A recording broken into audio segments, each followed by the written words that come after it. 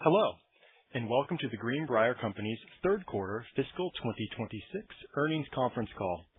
Following today's presentation, we will conduct a question and answer session. Until that time, all lines will be in a listen-only mode. At the request of the Greenbrier Companies, this conference call is being recorded for instant replay purposes. At this time, I would like to turn the conference over to Travis Williams, Head of Investor Relations. Mr. Williams, you may begin. Thank you, operator. Good afternoon, and everyone. Welcome to our third quarter fiscal 2026 conference call. Today, I'm joined by Lorie Tekorius, Greenbrier's CEO and President, Brian Comstock, Executive Vice President and President of the Americas, and Michael Donfris, Senior Vice President and CFO.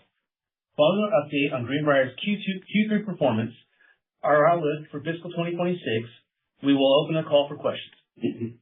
Our earnings release and supplemental slides can be found on the IR section of our website. Matters discussed on today's conference call include forward-looking statements within the meaning of the Private Securities Litigation Reform Act 1995. Throughout our discussion today, we will describe some of the important factors that could cause Greenbrier's actual results in 2026 and beyond to differ materially from those expressed in the forward-looking statements made by or on behalf of Greenbrier.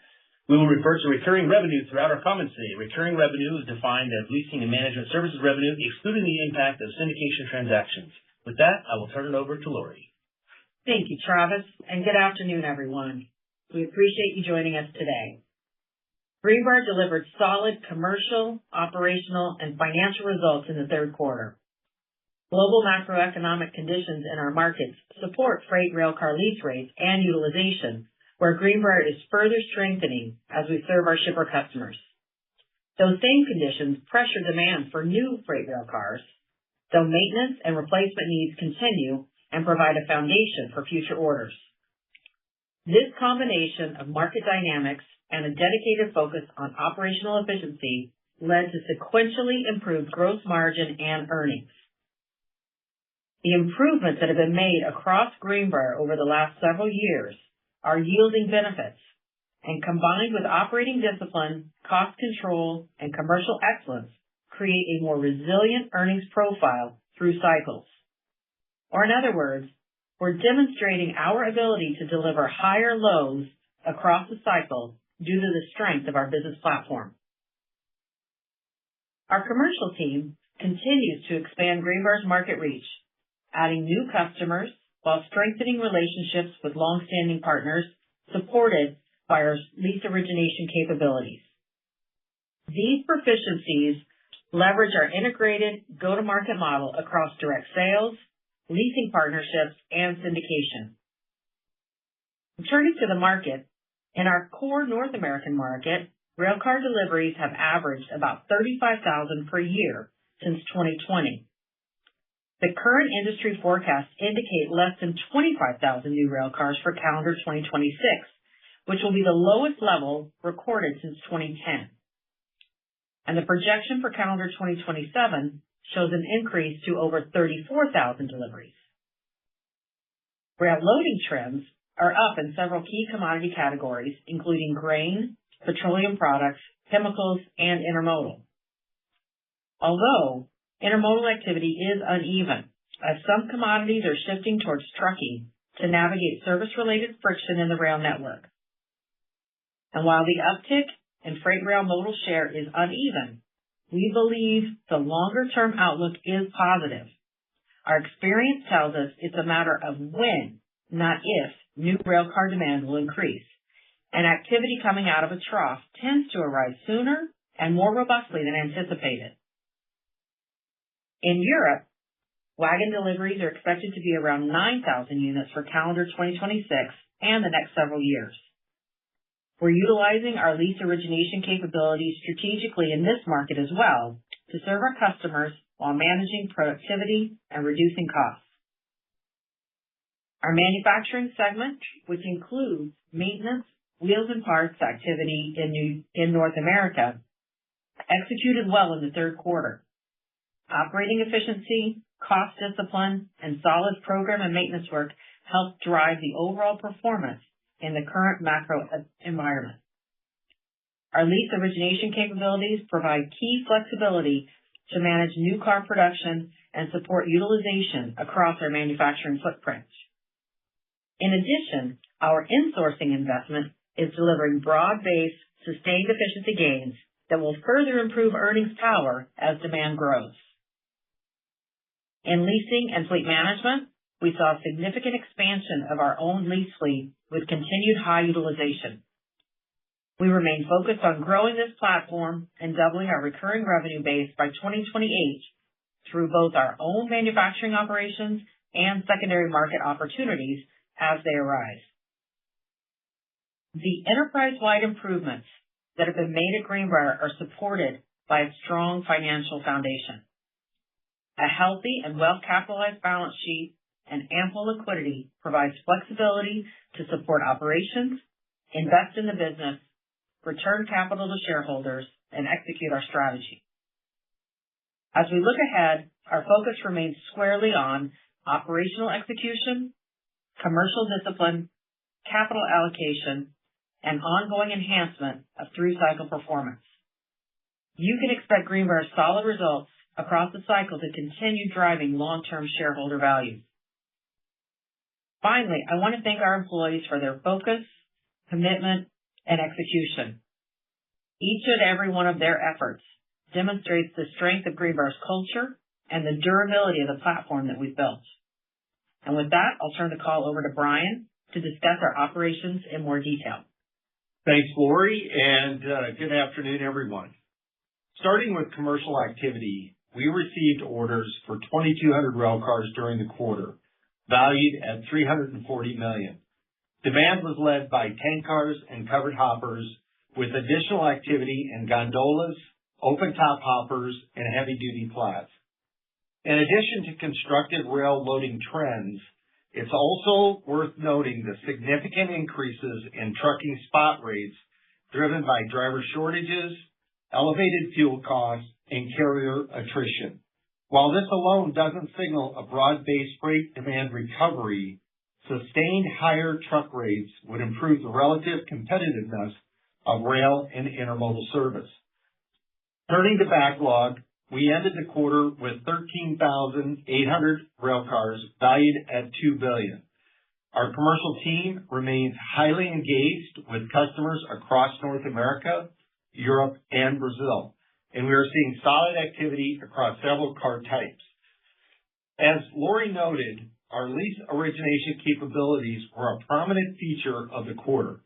Lease originations represented 60% of total global orders, including 71% of North American awards and 53% of European awards.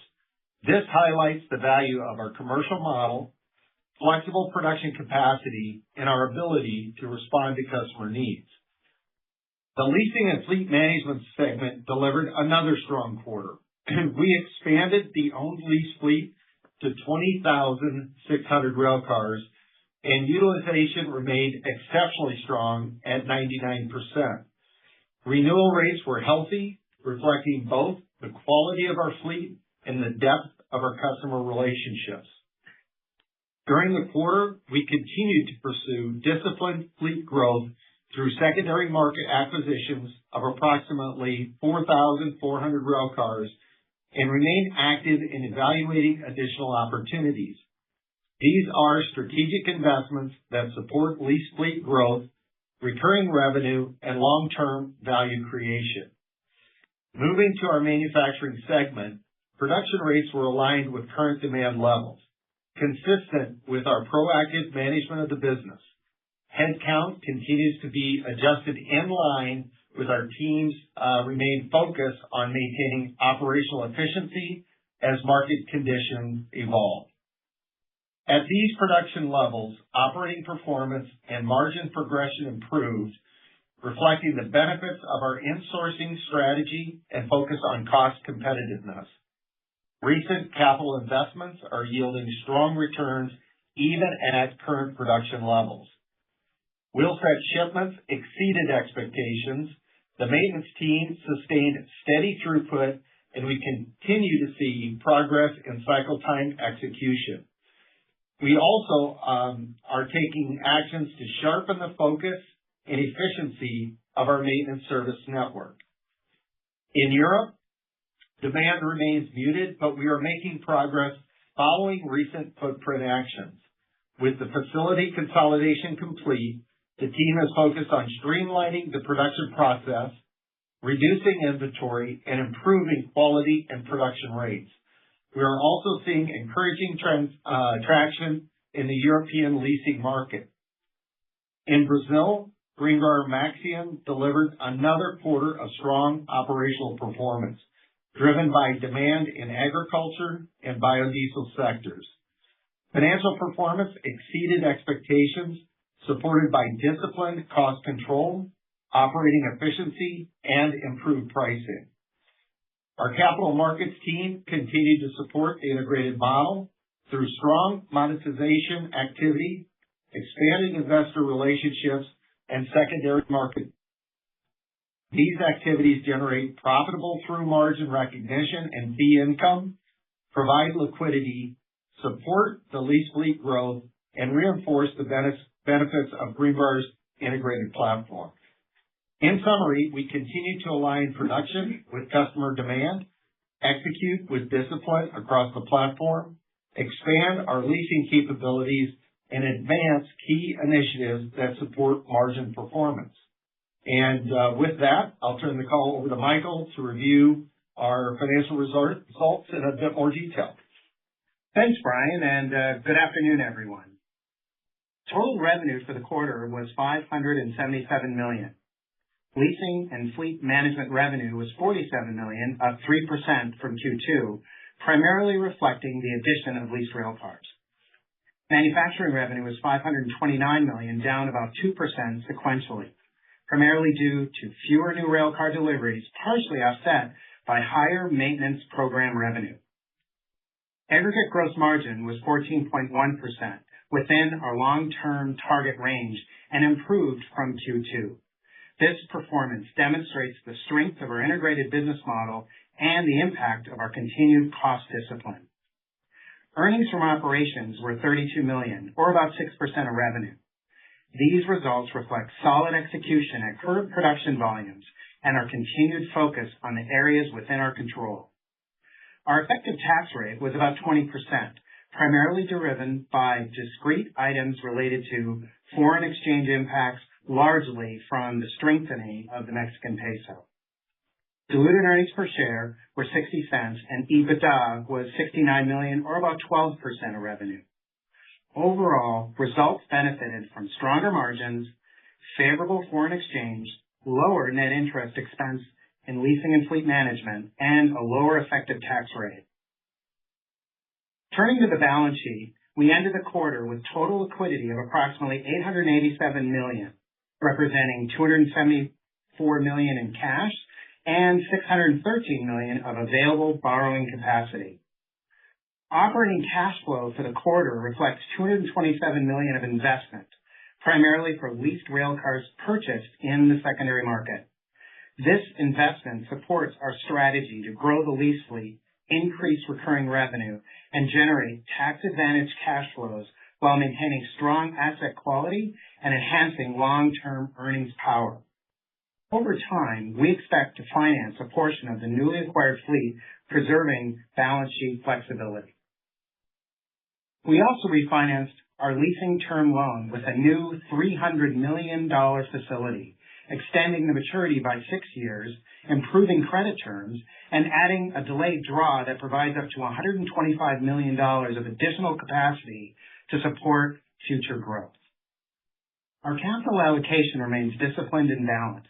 We continue to invest in opportunities that generate attractive returns while also returning capital to shareholders through dividends and share repurchases.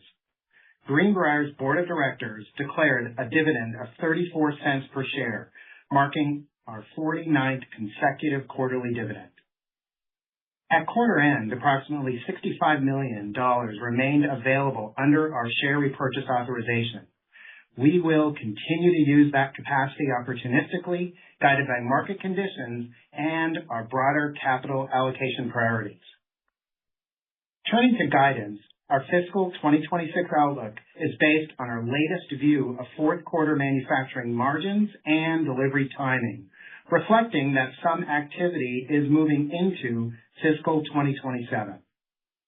While near-term market conditions remain dynamic, customer engagement is strong, and we are encouraged by the business activity developing for 2027. For fiscal 2026, we continue to expect total revenue of $2.4 billion to $2.5 billion and are narrowing our expected EPS range to $3 to $3.15 per share. Additional details are included in the earnings release and accompanying slides. In summary, Greenbrier delivered solid third quarter results supported by disciplined execution, resilient aggregate gross margins, and continued strength in leasing and fleet management. We remain focused on the priorities that create value, serving our customers, managing costs, increasing recurring revenue, and deploying capital with discipline. We believe these actions position Greenbrier to deliver attractive through-cycle returns and create long-term shareholder value. With that, we'll open the call up for questions. Thank you. We will now begin the question and answer session. To ask a question, you may press star, then one on your touch-tone phone. If you are using a speakerphone, please pick up your handset before pressing the keys. To withdraw your question, please press star and then two. At this time, we'll pause momentarily to assemble the roster. The first question will come from Andrzej Tomczyk with Goldman Sachs. Please go ahead. Hey, good evening, everyone, and thanks for taking my questions. Just curious if we could start off on the tariff front, just to get a little more clarity there. Our understanding is recent amendments to Section 232 investigations could be imposing a tariff on the full value of tank cars coming out of Mexico into the U.S.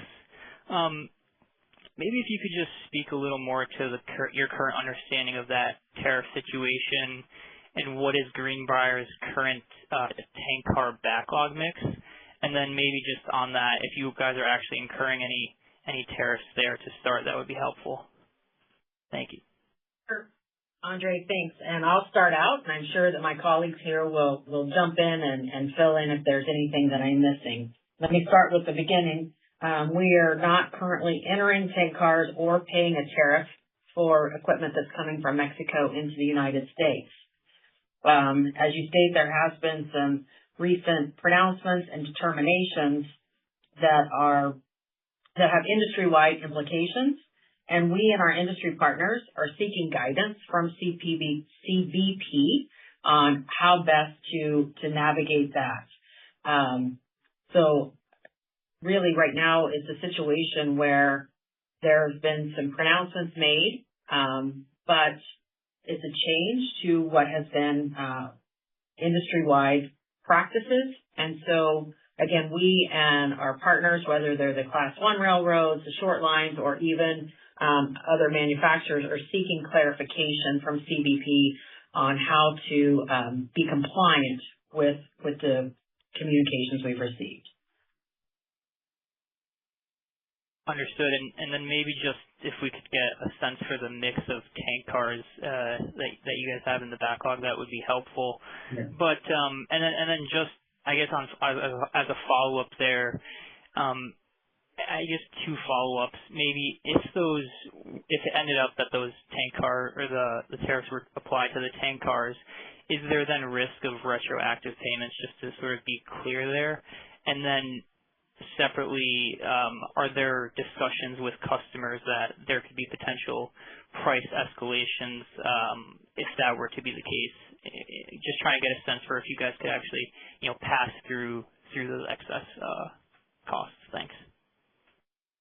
Sure. And I'll start with the last question first. Yes, we believe that any adjustments associated with tariffs would be passed through to our customers. When it comes to retroactive obligations, right now that's unclear. And again, this is where we would say that we're seeking clarification from CBP on what some of the language in their rulings means and how we as an industry need to be compliant. And then I think the question I missed from the last, as percentage of backlog, so the backlog that Brian talked about 20% of that is tank cars. Yeah, I would just add, Lori, that while it's 20% today, I think we're seeing the mix shift in the market kind of pivot away from tank cars, and so that mix is quickly diminishing. And Lori's right, we have provisions in all of our contracts to pass through tariffs and duties as appropriate. And just to the other thing to highlight, because sometimes folks in our industry tend to forget, but we build tank cars not only in Mexico using U.S. source steel and other U.S. source components, but we're also building tank cars in Arkansas at our Marmaduke facility. Interesting point. And just on that, if I could, what is the capability of shifting production there to the Arkansas facility? Is that something feasible at a later date? Absolutely. We're building tank cars there right now, and we are evaluating how much we could shift. A lot of this comes down to, getting employees to be in our shops. I think this is a struggle for many industries in the United States. Is just finding and training and retaining a skilled workforce. Yeah, maybe just adding on, as Brian again, is at the end of the day, we are increasing production at our U.S. facilities, and we have the capability to take on quite a bit of that capacity if need be. Okay, thanks. Appreciate that color. Maybe just shifting to the core business with the ISM now over 50 for half a year now. Are you guys seeing any of that expectations, optimism from your customers, I guess, creep into conversations? Or do you think that the positive ISM readings are more so reflection of other areas of the economy at the moment? I'm just trying to get a sense for when the broader ISM positivity might be able to translate into improving new railcar backlogs and deliveries. So I'll kind of come high level, and I'm sure that Brian can speak to some of what he's hearing from our customers. But what I continue to hear and have been hearing for the last several months is a lot of desire from our customers for additional rail cars. The interesting point, though, is as the macro environment continues to shift, sometimes it's creating a delay in when they want to execute on an investment in these long-lived assets. This is part of what Brian was speaking to, I think, before about trucking. We are seeing some temporary shifts over to trucking if we have a shipper customer that is trying to evaluate how best they navigate for their business, whether they're a farmer or a chemical company or otherwise, how to navigate that. But we really do, this is what we mean by, we think there's quite a bit of pent-up demand for new equipment. We just need the broader economy to kind of settle down for a little bit so that people can make those long-term investment decisions. Brian? Yeah, and I'll just add on to what Lori said. She's spot on. Is directionally, we've been watching the inquiries in the backlog, and while it's been fairly stable over the last few quarters, the pent-up demand is really beginning to rise. You're seeing it on the AI data center infrastructure area, where there's a lot of heavy-duty infrastructure required. So when you look at orders to production type of ratios, one of the things that's a bit of an anomaly is some of these cars we're taking in have 3 to 4 to 5 times the number of labor hours as a let's call it like a tank car or covered hopper car. And so it's not a 1-for-1 trade. It's kind of a 4 or 5-to-1 trade. We're also seeing significant improvement in the steel side of the industry as well, where a lot of cars are attriting out. And then, as Lori said, when you look at driver service rules and just kind of what's happening in the industry, intermodal is really feeling the pressure for growth as well. So the pent-up demand is a real thing. It's a matter, it's not if, it's just kind of when. And we're starting to see signs of that here in this quarter already. Got it. And maybe just one more for me before I'll hop back in the queue here. Just a little bit more specific in terms of the manufacturing margin this quarter versus last. Was a nice uplift Just curious if you could share whether mix was a positive this quarter, and then maybe how you're thinking about core price versus mix dynamics here into the year end. Yeah, I appreciate that. It's Brian again, Andre. At the end of the day, mix always plays a bit of a role, but Lori kind of hit it in her comments, and I think I touched on it briefly in mine as well, the initiatives we took a couple of years ago, the insourcing initiatives, are really starting to pay off. And it's not just the insourcing investment we made on manufacturing primary parts, but also, the focus we have on labor efficiency, the focus our team has on overhead and variable costs associated with that have really been paying off in this time. You can look back in time in Greenbrier. I've been here a long time, and we've never had these kinds of margins at this level of production, low level of production in the history of Greenbrier. So we're excited about the opportunity for this market to kind of change and see what we can really do as the market continues, rises back up. Understood. Thanks, everyone. I'll hop back in the queue here. The next question will come from Harrison Bauer with Susquehanna. Please go ahead. Great. Thanks for taking my questions. Maybe to ask your sense of demand in a different way, how much of some of the regulatory backdrop on both the Section 232 proclamation on tank cars as well as your outstanding coupler and EPA case is eating into customer demand and sentiment on waiting for some clarity before going forward on some higher order amounts?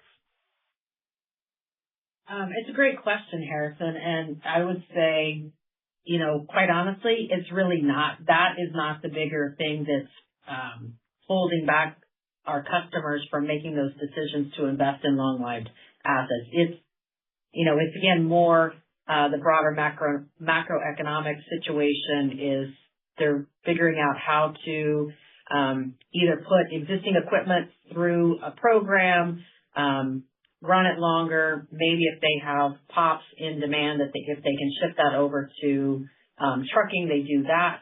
But that's really more where we're seeing the holdup is the macroeconomic situation, not what's going on with tariffs or couplers. Yeah, and I'll just tag on, that is, it's spot on by Lori, but also keep in mind that there's a lot of Canadian customers that buy assets from us as well.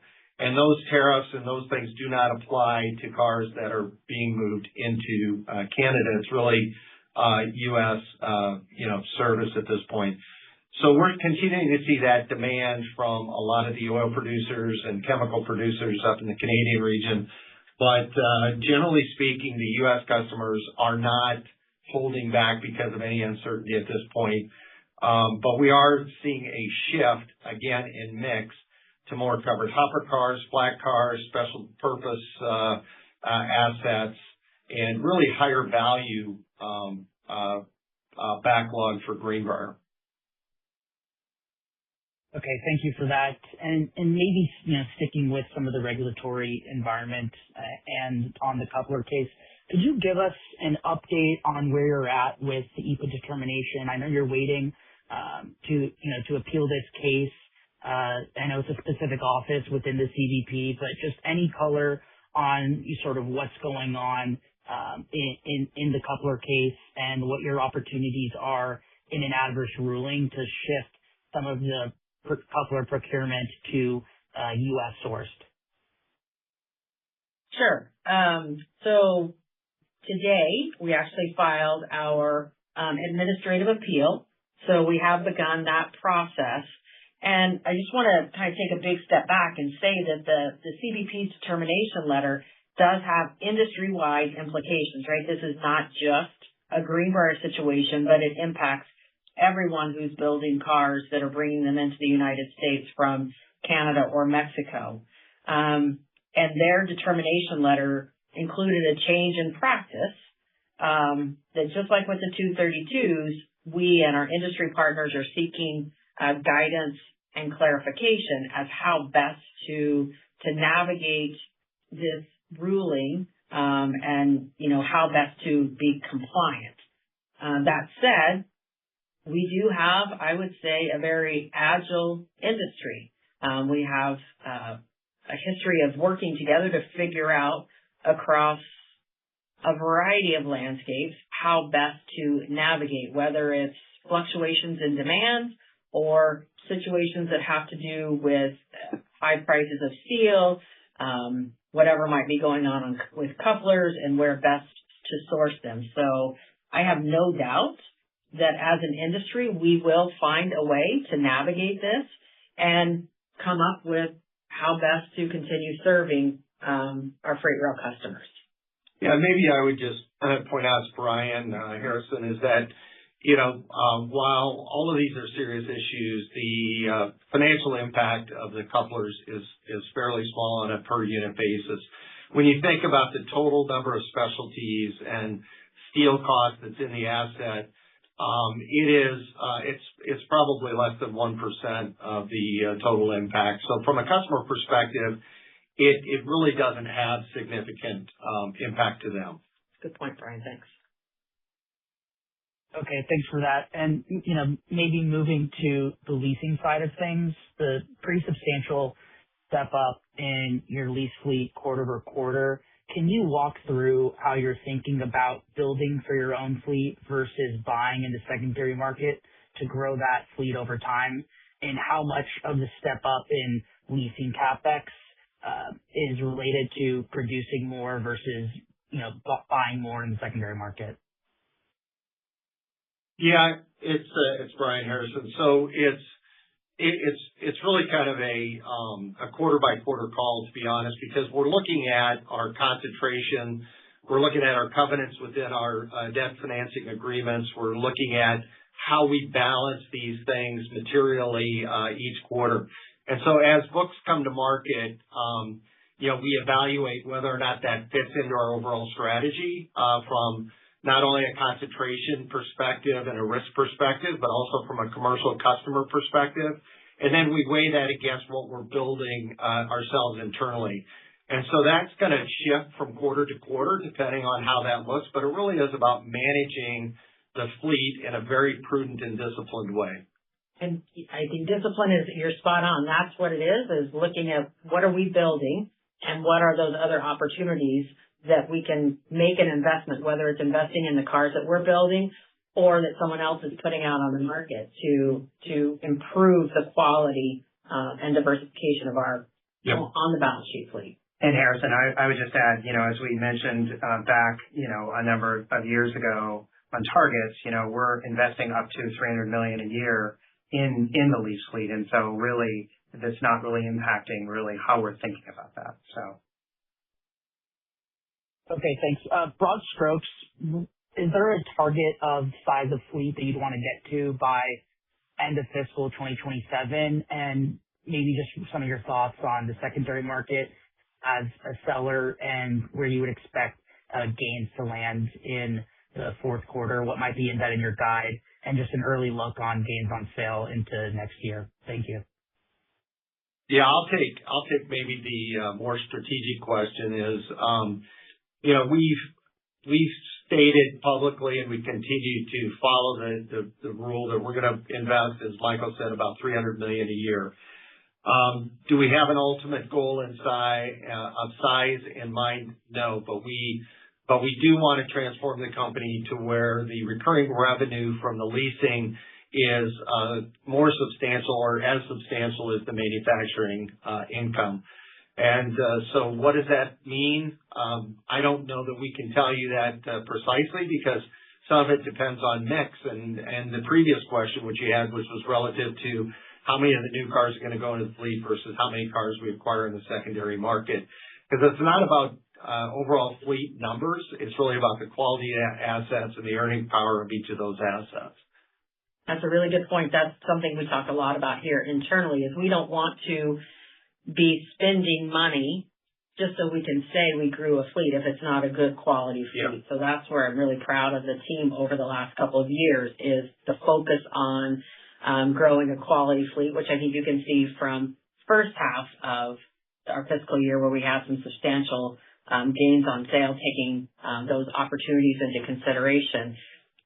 My recollection on gains on sale for the rest of the fiscal year is they're going to be probably fairly modest, but Michael, I'll let you respond to that. Right. We'll continue to look across the fleet and determine what makes sense as we think about concentration, as we think about just opportunistically what's out there. But you will see that it's going to probably wind down in the fourth quarter. And, I would just say about 2027, it's a little bit early for us to start, really kind of getting out there in terms of what we'll deliver in 2027, but we're going to go into planning here pretty soon and be ready to talk about that when the time comes. And I think that's why having the liquidity that you highlighted, Michael, is so important, because we want to be able to take advantage of whatever situation. We unfortunately do not have a crystal ball into all of the other asset owners to know when they might be putting certain fleets out on the market. So we want to be able to have strong liquidity so we can execute as it makes sense for our fleet. Lori, Brian, Michael, thank you all for the time today. Thank you, Harrison. The next question will come from Ken Hexter with Bank of America. Please go ahead. Hi, it's Adam Roskowski on for Ken Hexter. Thanks for taking my question. Maybe just starting on the guidance.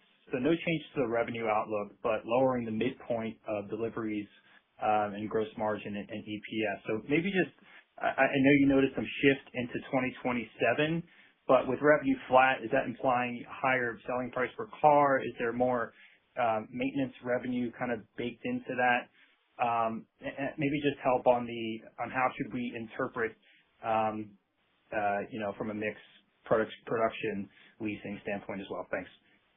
No, that's a really good question. As we get through looking through the fourth quarter, obviously we're getting closer to, what's actually happening. And as we look across what we see, we are, as I mentioned in prepared remarks, we are seeing a little bit move into 2027. And also what we start looking at in terms of how much we were going to ramp up in Q4 and ramp up further, we just haven't had to need to do that. So there's been a little bit on absorption that's impacting us as well. And so, really a combination of those things. I wouldn't read that much into it. I'd say we're just getting much more closer to being able to call the year. And the other thing that I would point out is on the revenue is while the range didn't change, it looks like it's a small range, but it's really $100 million, right? Right. There's still enough there. Yeah. Got it. Thanks for that. Maybe just going to 2027, how much visibility do you have into your production schedules? And you called out industry forecasts, to 34K from 25K this year, 36% increase. Is that the right baseline to be thinking about the step up into next year? So any thoughts around that? Thanks.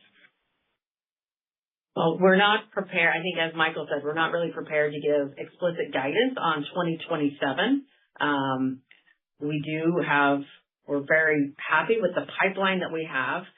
We do believe that the customers those are going to convert into orders. It's just the timing of when they convert into orders is a little bit difficult, obviously, to predict in this current environment.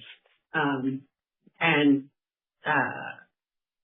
just one quick reminder, so that some of the numbers that I was giving were calendar year, and even though I've been here for 31 years, I still can't figure out why we have a fiscal year that begins on September 1. So there's a little bit of a mismatch there.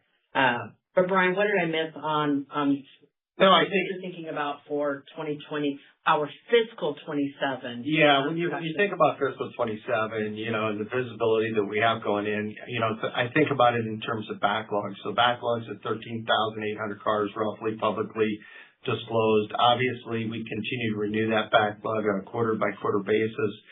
So when you think about it, if we're going to produce, historically kind of along the same lines that we've always historically produced, we've got visibility for the first, several months into the year.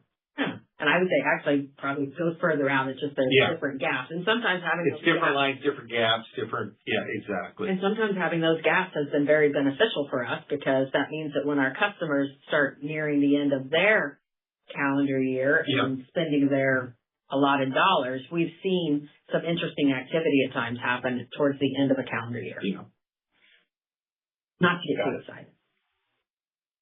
Thanks for that. And then last one, you noted some of the trucking market drivers and potential impacts that could have on intermodal, type cars. And it sounds like the mix is a bit broad-based on what you've been calling out. But just any thoughts on rail service, these current levels, and the extent that, or a deterioration in service or fluidity could spur maybe some upside into fiscal or calendar year 2027, however you want to frame it.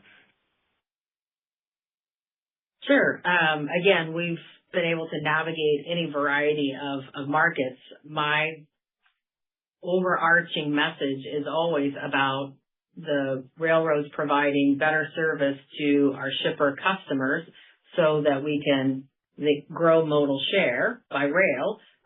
Let's make the pie bigger, because then even if we stay at our current market share, everybody gets a bigger piece of pie. So that's the focus. I do think that is what the Class 1s want to do. It's just, I'm very thankful to not be the CEO of a Class 1 railroad, because there's a lot more levers and dials to manage than on my side. Brian, what are you seeing? Yeah, we're seeing a resurgence of intermodal on rail. I think it'll be interesting to see how railroads can respond to that from a labor perspective, and whether or not they have power available on the network. You're starting to see a degradation of velocity on rail. That's always good for the car builders, not necessarily good for the rail system itself. So we're always a bit conflicted by that. But one proxy we've always used, and it's proved to be a fairly close signal, is for every mile per hour of degradation in velocity or gain, it's about a 40,000 car demand change network wide.